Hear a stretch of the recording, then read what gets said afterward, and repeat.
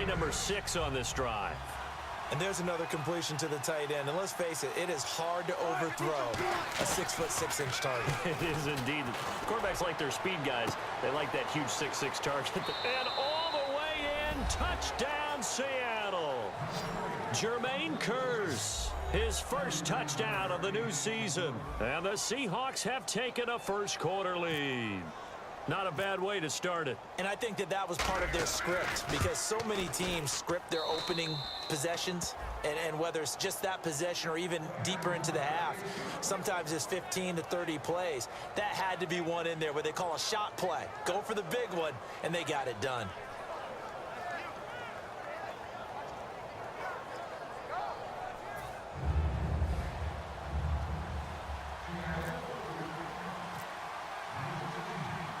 Hauschka now to send this one away following the score. This will be taken to the back of the end zone. And this will be a touchback, and as we saw in week 1, the new rule, this one coming out to the 25-yard line. So out come the Rams now for their first possession. And off we go for Jared Goff, Charles, the first NFL start for the rookie #1 overall pick from Cal. And in today's football, you draft a guy #1 overall, you expect him to play right away, especially when you consider what the Rams did. They traded from number 15 in the first round all the way up to #1, so they gave up a lot to get this young man. They definitely wanted to get him ready to play right away. Second down following the run.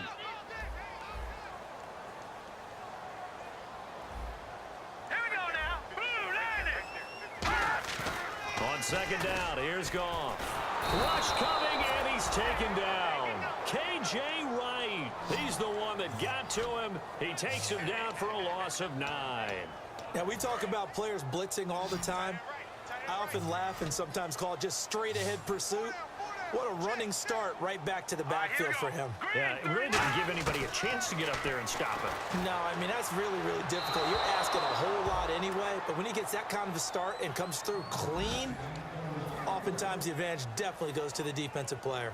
So on now is the All-Pro punter from 2015 out of Oregon State, Johnny Hekker, to kick it away.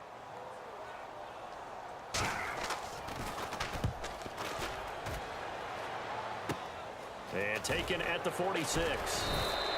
So possession goes over here on the punt. And this offense, they're going to have excellent field position. They take over with a 1st and 10 on the short side of the field. The Seahawks offense now, they get ready to head back onto the field. And they will simply, Charles, be looking to duplicate what they did last drive when they were able to push it in for 6.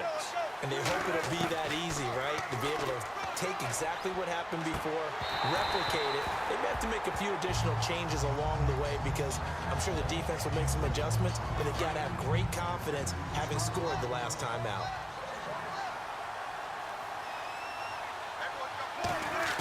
Second and 10. It's Wilson again.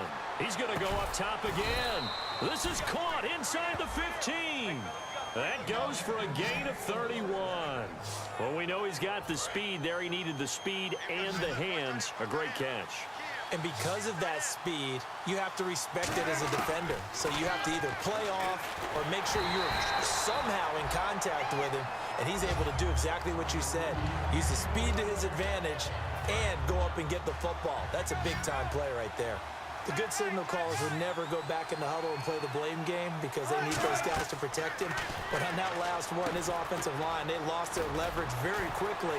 And he is in for the Seattle touchdown. Thomas Rawls, his first touchdown here of the new campaign. And the Seahawks add on to their lead. There are several elements to a well-executed screen pass. This one resulted in a touchdown. It had all of those elements. Yeah, you're so right because you really need the rush to almost get to the quarterback, almost get to the passer. Then you've got to get the ball thrown perfectly, whether it's to the running back, the wide receiver, whoever the screen guy is. And, of course, the blocking has to form in front to get him downfield for the touchdown. This is fielded at the goal line. And he's up past the 20 to the 22-yard line. And now out on the field. Here comes Los Angeles. And they'll certainly be trying to do better than that first drive where they went 3 and out. And sometimes the first drive is just simply to settle nerves. You know what it's like at the start of a game with the emotion. Guys are a little bit jumpy. You do. Oh, you understand the same way. Just like us calling one, right? Making sure we ease into the game, let it come to us. Well, you went and 3 now and they out. have that opportunity. No, you didn't go 3 and out. I went 3 and out on that first drive. I'll try to do better here. And this defensive line will be looking to control the point of attack. And that's what they've done throughout this season. This is a terrific unit. They play together very, very well, and they don't permit big plays to happen.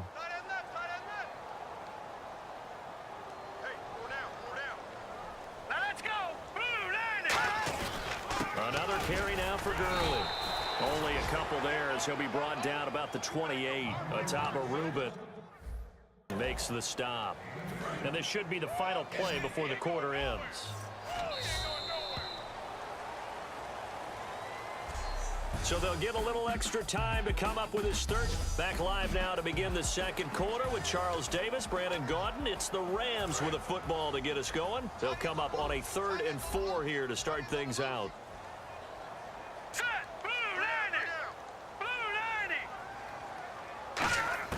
From the gun on 3rd down. Goff. Over the middle, he hits Austin. 7 yards there, good enough to move the sticks. We always hear about the connections some quarterbacks have with certain receivers. I think this guy has a connection with just about everyone. Didn't mind throwing it in there against double coverage to him. Shows some confidence, supreme confidence. Big-time confidence that he would make the play for him, and he did. On 1st down, it's Gurley. Call it a gain of 4 on 1st, and that'll make it 2nd down. I'm still astounded by the recovery of Todd Gurley from the knee injury at Georgia, the offensive rookie of the year in his first season. Now over 1,100 yards, and now, they drafted the rookie Jared Goff.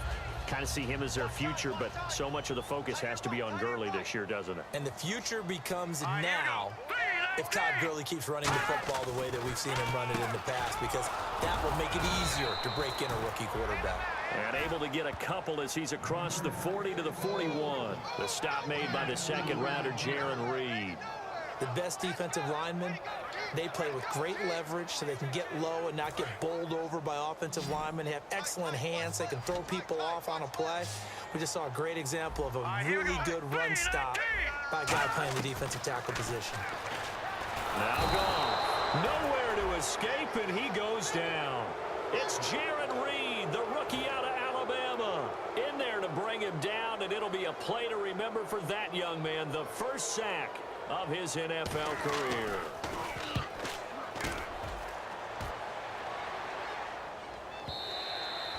And problems spreading to the punt team now. This one goes all the way into the end zone on the fly, so that'll come back to the 20.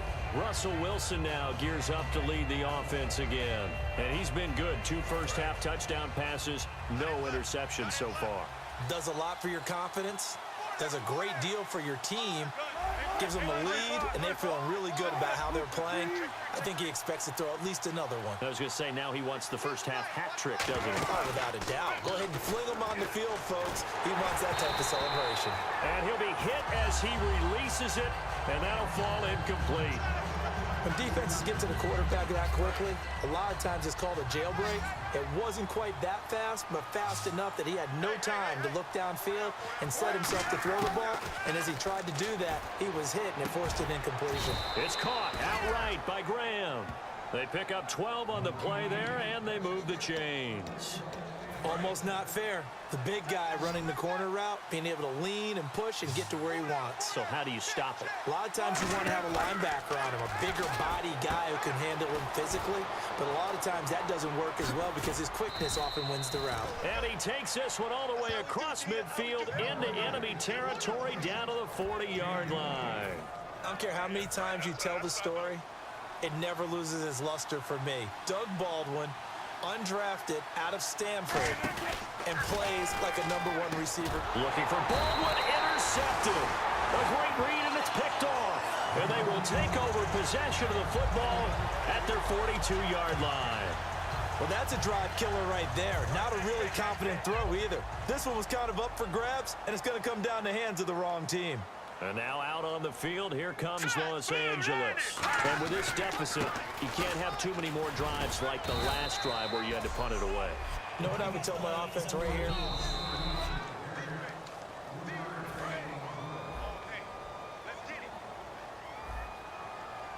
Well, he challenged the play. It did not pay off. And that means he lost a timeout in that challenge. And as a coach, you hate that. Don't know if you took the advice of the player, you threw it yourself, but it didn't go your way. At the end of the day, it all comes back to the head coach. He has the final determination on whether to actually challenge the play or not. In this case, it didn't pay off for him. And that's got to be so heartbreaking. You throw that flag, you probably feel really confident, and then all of a sudden, boom, you lose the challenge. Yeah, when you take a look at it, you're throwing that flag because you believe you're going to be right. And when it comes back the other way, you have to regroup. So the hard count gets them there, neutral zone infraction. Yeah, the defense thought they had the timing down, but the quarterback hit him with a hard count, got him to jump. Looks like a nickel set here defensively on 3rd and 2. Well, maybe expecting a throw. Following the penalty, it's Gurley. No gain on the play there. A nice job defensively, and it likely forces a punt situation on 4th. Here's Johnny Hekker now. He'll boot it away from about his 35. We remind you that coming up in 2 minutes' time, we'll hand you off to Orlando, where Larry Ridley will have highlights and analysis of this first half of action. He's been a busy man here in this first half as he gets it away. And now where will the side judge stop his walk? That's the question. He says it crossed out of bounds at about the 17-yard line. Here's Russell Wilson and the Seahawk offense now getting set to go again. And he's looked pretty good. Does have the 1 interception, but 2 touchdown passes so far. Your analysis. They'll take the offset. When you talk about throwing 2 touchdown passes, no one wants to see an interception thrown, but those things happen in the course of a ball game and over the course of the season. But throwing 2 touchdown passes, that's why the team has an advantage. That's what they're looking for more of. They'll be hoping to make it a 3-to-1 ratio here in the second quarter. And they went for a big play through the air on 2nd down. Couldn't connect. Now it's 3rd. The best receivers we know always tease their quarterbacks that, hey, no matter what you do, you cannot overthrow me. Well, guess what? That's exactly what happened on that play. Normally, they time it up pretty well, but on that one, he just overshot him. And now the Rams are going to halt things as they want a timeout. It's just their first, so they'll have 2 remaining here before we get to halftime. So a defensive timeout, chance to regather, regroup, and get set as we resume action. And how about the call here? They need 2 yards in their own territory on 4th down, and they're going to go for it. Here we go on 4th with Wilson. And it is incomplete. So certainly an interesting call there to go for it. And the Rams get the football in outstanding field position. The Rams offense now making their way out to take over. And down on the scoreboard, certainly needing to avoid what happened on the last drive, punting the football. Sense of urgency has to take over for them here. They know the score. They know the situation. And by the way, the punter no longer exists for their offense. That's how they have to treat this drive. They need points. Big time. Well, that's what you're looking for when you want to throw the ball downfield. You want one of those guys who can play out on the perimeter, can play out wide, who can not only get open, but when they're covered, can uncover themselves downfield and create catches. 5 yards on the catch there, brings up 2nd down. Good throw, good catch, but I really like the route. The drag and being able to run away from defenders, hard to stick with them for that long. Yeah, better against man than zone, or better against man, because now you're running away from someone and you're not running into a defensive. And he's going to take this one in for a Rams touchdown. Brian Quick, his first touchdown of the new season. And the Rams are able to get back within a touchdown. And that will go as the first touchdown pass in the career of Jared Goff. He had 43 last year at Cal, and now taking his talents to the NFL. Yeah, and how about 96 in his career? 3 seasons at Cal Berkeley. 37 straight starts at quarterback.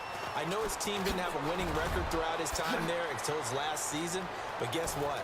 And now look at him go. And all the way in, touchdown Seattle. They're big.